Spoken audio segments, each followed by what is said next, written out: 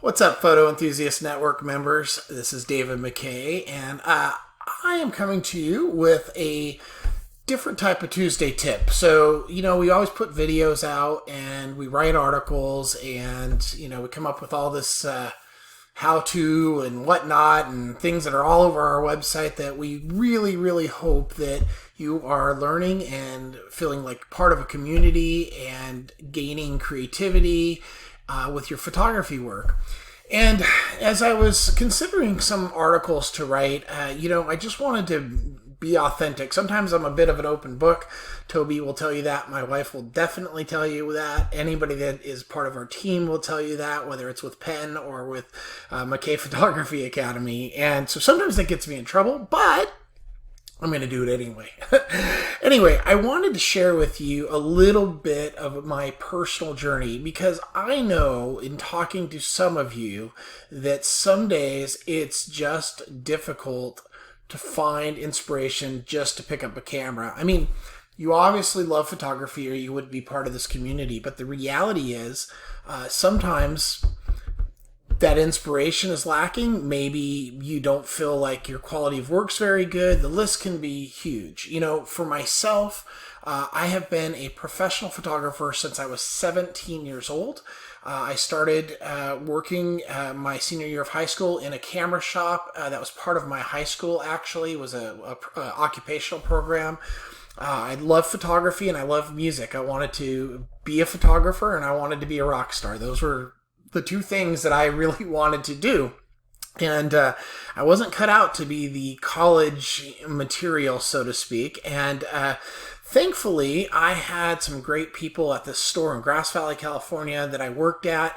And it really inspired me in my photography work and my journey. And literally by the time I was 18, I was up and running a studio, doing professional portrait work and weddings. My first wedding was in 1988. I'll never forget it. Oh, man. And throughout this long journey of 33 plus years now of photographing, I have gone through lots and lots of highs and mountaintops and definitely a lot of lows. So as you can see in what I just wrote, that's included with this tip is that there was a couple life-altering things that have happened to me that have changed not only my life, but my career. And one of those, I could go on for hours of things and that. Don't worry, I'm not going to. Toby and Allie are probably going, oh, Lord, here we go. But no, I'm going to keep it a little bit shorter than that. Wanted to let you know, 9/11 was a day that, most of us will never ever forget. And if you were not alive then and you're watching this, you are obviously familiar with it. At the time, I was burned out. I was a portrait and wedding photographer at that time, had shot several hundred weddings. I was, my at the time, wife and I had a studio called Photography Unlimited, and that is what we were. We were unlimited. We did everything. We did passport photos. We did portraits. We did weddings. We did copy work. We did copy work where you take pictures of old photos and back in the day, not scanning them, and just we did everything and anything. And if it was a job, we took it, and we were unlimited. And I also had fallen in love with aviation. I had gotten my pilot's license, and at that time I was starting to learn to fly, or I had gotten my pilot's license. I was starting to learn to be a commercial pilot. I was actually in a program to do that, and one morning woke up to what was happening in our nation, and of course that changed the course of history for our nation, but it also changed the course for me because at that time I thought I was going to get out of photography and actually become a commercial pilot. And at that time there was just no way.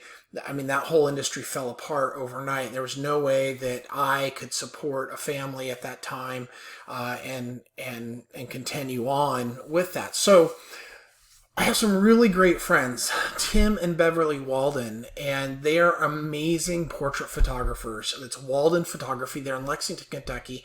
Some of the top portrait photographers in the world, incredible photography and incredible people. And had heard them speak, and they talked about relationships and family, and it just hit me. Like, that's what I was missing. We were doing photography for everybody, but what I really loved was people, and I loved relationships. And immediately, I started kind of following what they were doing, and it changed everything.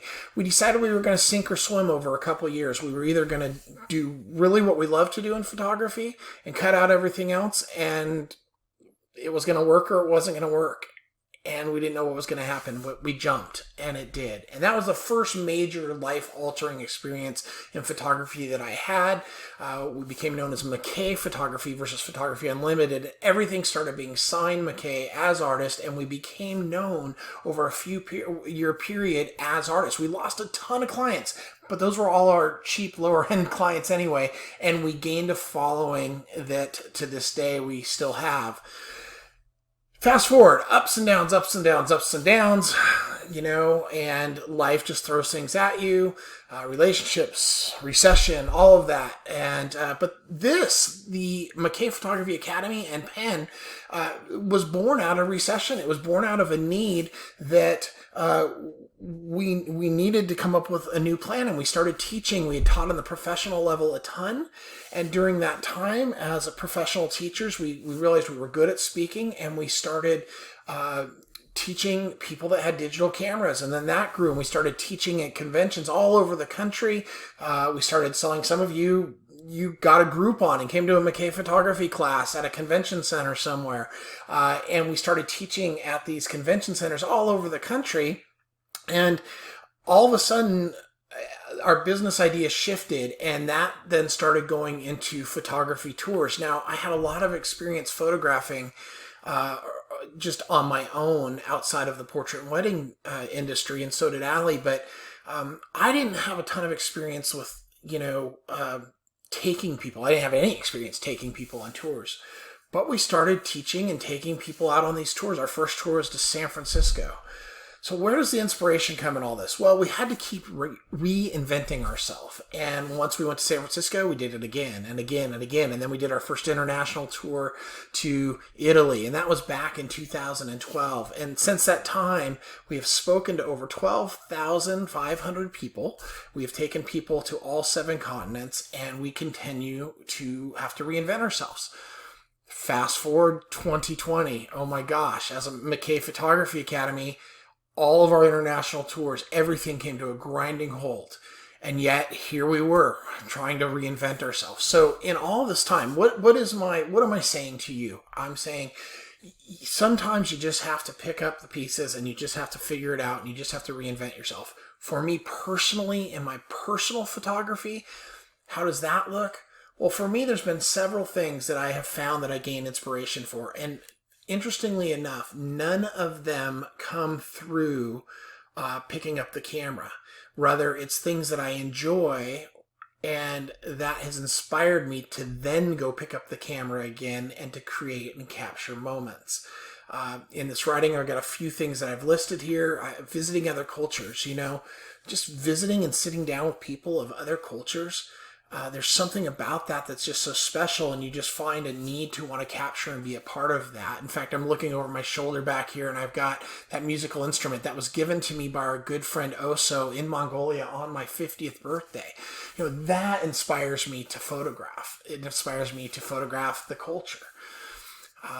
Helping to save a bear. Now, I can't go into too much detail with that, but I want to just say that I had never been around wildlife, and there was a situation that came that I started a change.org in order to keep a bear from being euthanized, and I literally found my love for wildlife. I grew up in the city in Richmond, California, in the ghetto, so I had not been around a lot of wildlife in, nature, and helping to save this bear ended up being something that transformed my photography career and my love of nature and my love of wildlife. And to this day, wildlife is probably my biggest passion. Even though I'm not some well-known wildlife photographer, I love it. I can't wait to get out and photograph next week in Tanzania. Reading stories, things like that, opening a book, has helped me be inspired to go out and photograph. Allie has a huge collection of photography work from great photographers from all throughout history.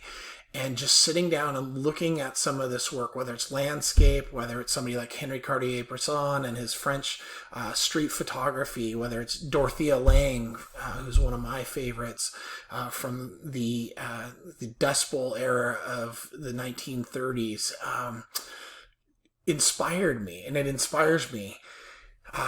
Going to museums, looking at great artwork, looking at Rembrandt, and learning about these incredible painters and artists, Michelangelo and others, that inspires me. So these are all things that have inspired me to then grab my camera, pick it up, and go out and shoot. It's not usually just grabbing my camera. Sometimes I don't even feel like grabbing the dang thing, to be honest with you.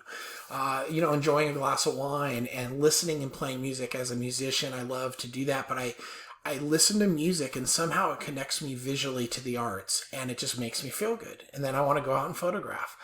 Other hobbies. For myself, being a professional photographer around photography day in and day out, sometimes I just need a break and I'm not feeling inspired, and I have other hobbies that I do.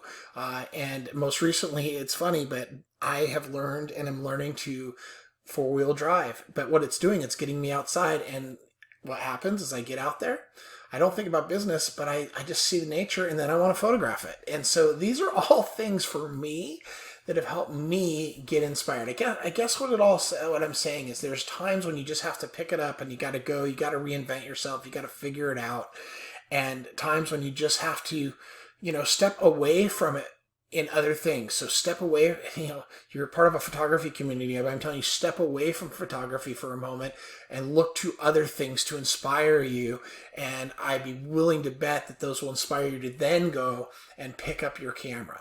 So anyway, I hope this Tuesday tip does inspire you to get out, go visit a museum, go hang with your friends, listen to some music, have a nice glass of wine, go sit in nature, and then let that speak to you and help you get that inspiration you need to go back and pick up that camera and go for it and capture those moments again. All right, guys, thanks again. This is David Mckay with Penn, and we are so glad you're part of this community. We hope this community also is a big inspiration and learning tool for you. Take care.